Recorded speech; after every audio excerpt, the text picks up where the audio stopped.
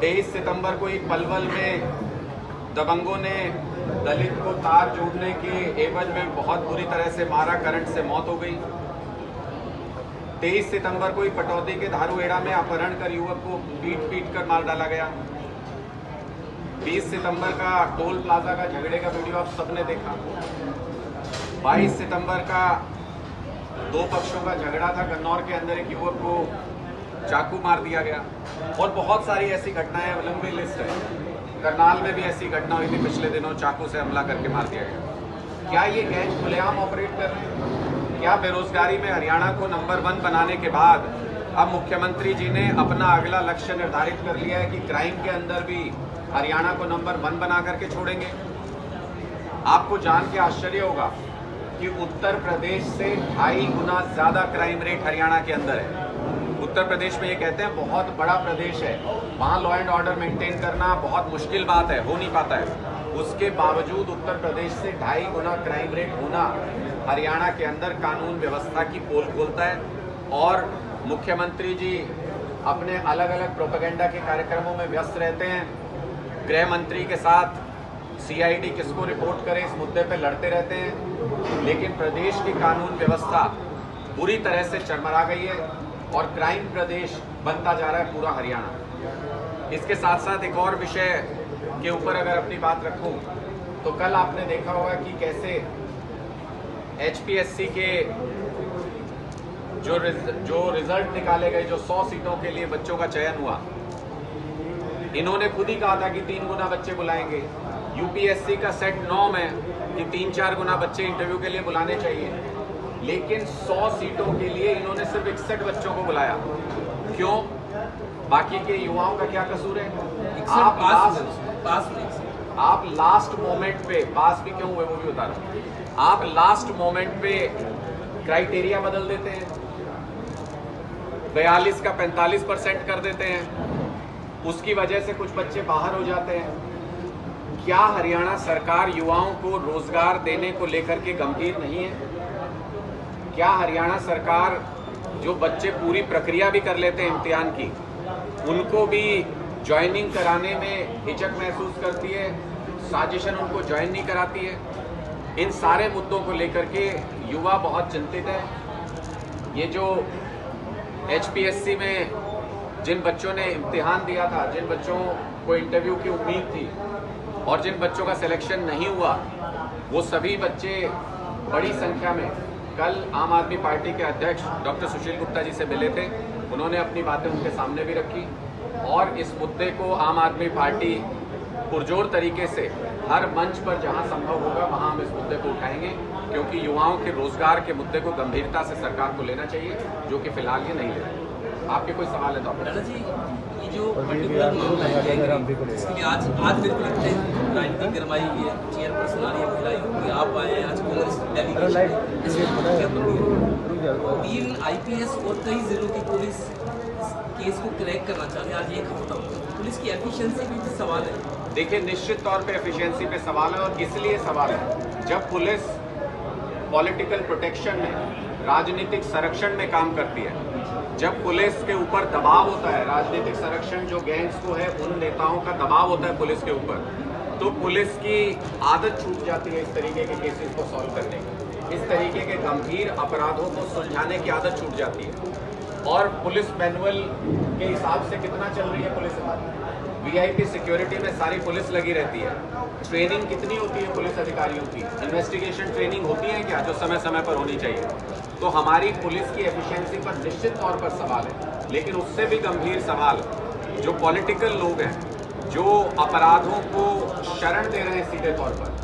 अब जिस प्रदेश के मंत्री के ऊपर महिला खिलाड़ी से छेड़छाड़ का आरोप हो और उसको मंत्री बना के रखा हुआ हो चार्जशीट फाइल होने के बाद भी, तो पूरे ऊपर से नीचे तक की चेन में क्या मैसेज जाएगा? मैसेज साफ है कि मुख्यमंत्री अपने दोस्त को बचा रहे हैं, विधायक अपने दोस्त को बचाएं, मंत्री अपने दोस्त को बचाएं, अधिकारी अपने दोस्त को बचाएं और पुलिसकर्मी अपने दोस्तों को बचाएं।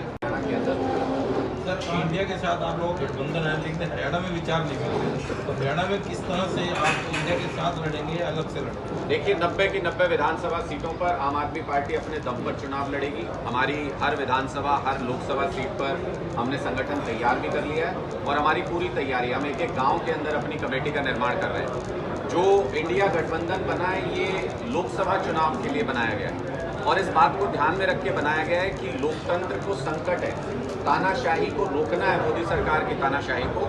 इस बात को ध्यान में रखते हुए संविधान को बचाने के लिए ये गठबंधन बनाया गया है। इसके बारे में जो भी हमारे हाईकमान का आदेश होगा, हम उसका पालन करेंगे, लेकिन विधानसभा चुनाव के बारे में कोई विपट नहीं है। आम आदमी पार्टी अपने दम पर चुनाव लड़के सरकार बनाएगी। लोकसभा में कितनी सीटों का बंटवारा रहेगा? आप कह रहे हो लोकसभा के लिए गठबंधन, घटक दलों की एक कोऑर्डिनेशन कमेटी है, वो इस पर बैठ करके चर्चा करेगी और इस पर फैसला करेगी। सीट शेयरिंग हरियाणा के अंदर होगी या नहीं होगी, सीट शेयरिंग कितनी होगी, इन सारे मुद्दों के ऊपर कोऑर्डिनेशन कमेटी के अंदर बैठक होगी।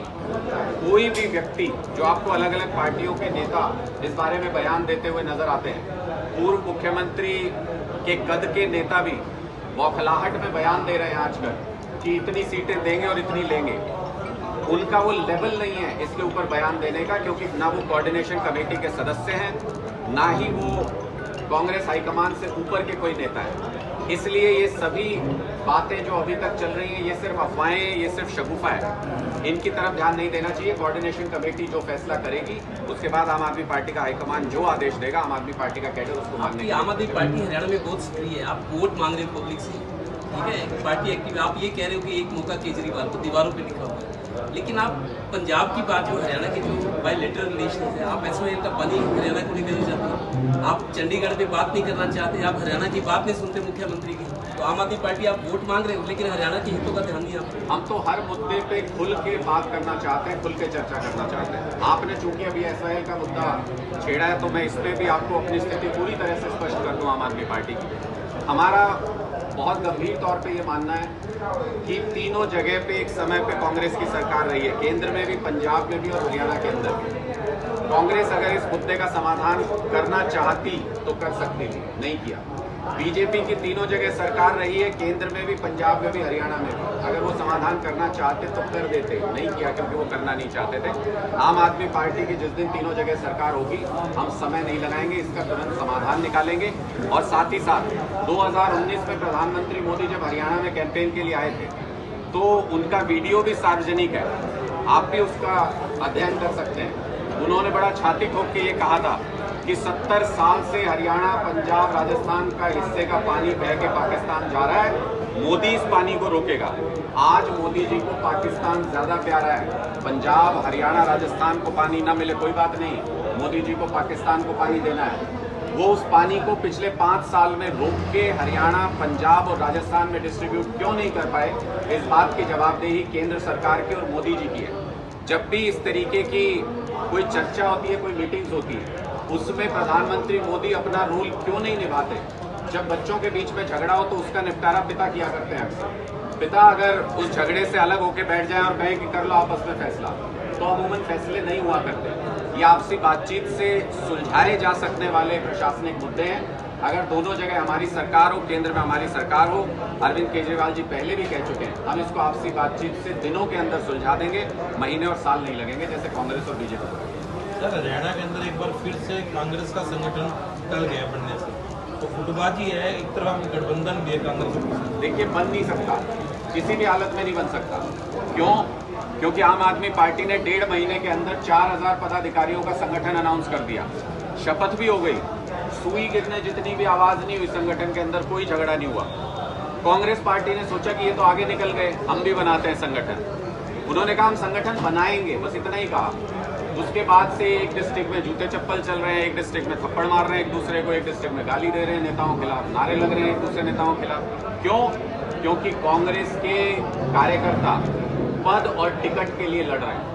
आम आदमी पार्टी के कार्यकर्ता निष्ठावान तरीके से हरियाणा के लोगों के मुद्दों को सुलझाने के लिए, उनके लिए संघर्ष करने के लिए लड़ रहे हैं। ये जो फर्क है, यही 2024 में आम आदमी पार्टी की सरकार बनी। सर, हरियाणा की सियासत में एक खबर और चल रही है कि इंडियन नेशनल लोकदल और कांग्रेस का गठबंधन हो सकता है। अगर ऐसा होता है तो आम आदमी पार्टी के लिए क्या मुश्किलें बढ़ेंगी? देखिए, ये सवाल तो कांग्रेस और इनेलो से आपको करना चाहिए कि उनका अगर गठबंधन होना है तो वो आपस में तय करें। हमारे लिए तो न कांग्रेस कोई चैलेंज है हरियाणा के अंदर विधानसभा चुनाव में, न बीजेपी, न इनेलो, न जेजेपी। ऐसा मैं इस आधार पे कह रहा हूँ क्योंकि लोग इन्हीं पार्टियों की नीतियों से त्रस्त हो चुके हैं हरियाणा के अंदर बुरी तरह से।